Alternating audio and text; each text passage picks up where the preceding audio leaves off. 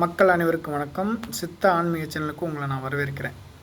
அதாவது இன்றைய தலைப்பு நம்ம என்ன பார்க்க போகிறோன்னா, 2 திருமணம் அமைப்பு யாருக்கு இருக்குன்றதை நம்ம பார்ப்போம். அதாவது சுக்கிரன் பரிவர்த்தனை ஆகியிருந்தாலோ, சுக்கிரன் கூட நிற்கிற கிரகங்கள் பரிவர்த்தனை ஆகியிருந்தாலோ, குரு கெட்டு போயிருந்தாலோ, இவர்களுக்கெல்லாம் 2 திருமணம் அமைப்பு கண்டிப்பாக இருக்கிறதுக்கான வாய்ப்புகள் அதிகம். அதாவது இது 2ஆக நம்ம பிரிக்கணும். அதாவது சில பேர் பிரிஞ்சு தான் ஆகணும், சில பேர் கோர்ட் வரைக்கும் போயும் ஒன்று சேர்ந்துருவாங்க. இப்போ இதில் 2 கேட்டகிரி இருக்குது.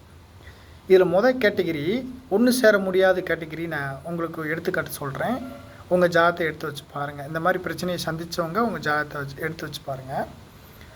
அதாவது ஒரு விருச்சக லக்னம்னு நம்ம வச்சுக்குவோம். இந்த விருச்சக லக்னத்தில் சனி பகவான் இருக்கிறாரு. சனி பகவானோட கும்பத்தில் செவ்வாயும் சுக்கிரனும் இருக்கிறாங்க. இங்கே செவ்வாயும் சனி பகவானும் பரிவர்த்தனை ஆகிருக்கிறாங்க.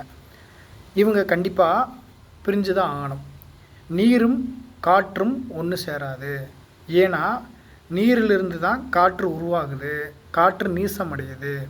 அப்போ இவங்க கண்டிப்பாக இந்த மாதிரி பரிவர்த்தனை இருந்துச்சுன்னா அவங்க கண்டிப்பாக பிரிஞ்சிடுறது தான் நல்லது. இது ஒரு வகை.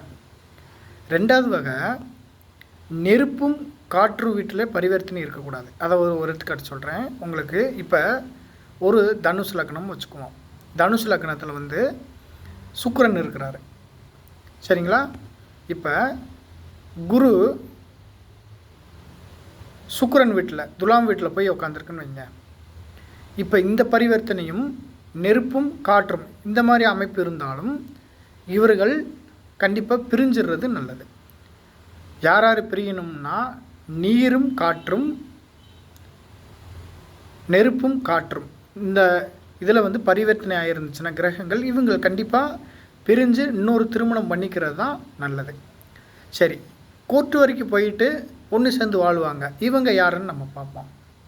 ஒரு எடுத்துக்காட்டுக்கு சொல்கிறேன். இப்போ கன்னி லக்னம்னு வச்சுக்குவோம். இப்போ கன்னி லக்னன்றது ஒரு நிலம், சரிங்களா? இப்போ இங்கே சுக்கிரனும் செவ்வாயும் இருக்கிறாங்க. கன்னியோட அதிபதி புதன் பகவான் விருச்சகத்தில், இங்கே செவ்வாயும் புதனும் பரிவர்த்தனை. அப்போ நிலமும் நீரும் நண்பர்கள். ஆனால் இவங்க பிரச்சனை நிறைய சந்திச்சிருப்பாங்க. மனைவினால் கணவனும் கணவனால் மனைவியும் நிறைய பாதகத்தை சந்தித்து கோர்ட் வரைக்கும் போயிருப்பாங்க. ஆனால் ஒன்று சேர்ந்து வாழ்வாங்க, சரிங்களா? இது ஒரு வகை. 2வது வகை, நிலமும் காற்றும்.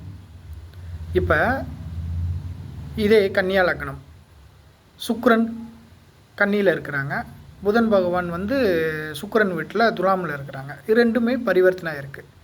ஆனால் இவங்க பிரிய மாட்டாங்க. ஆனால் மனைவினால் ஒரு பாதகத்தை கண்டிப்பாக சந்திப்பாங்க. அந்த பாதகம் பெருசாக இருக்கும், பெரிய அளவு பாதிப்பு உண்டாக்கக்கூடிய பாதகமாக இருக்கும்.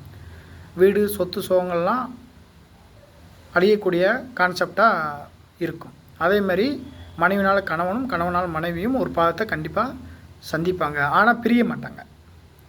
இப்போது இதுதான் இந்த விதி விளக்கம், சரிங்களா?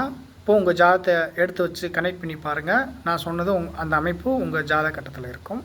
இப்போது அடுத்த வீடியோவில் அடுத்த விஷயத்தை நான் உங்களுக்கு சொல்கிறேன். நன்றி, வணக்கம்.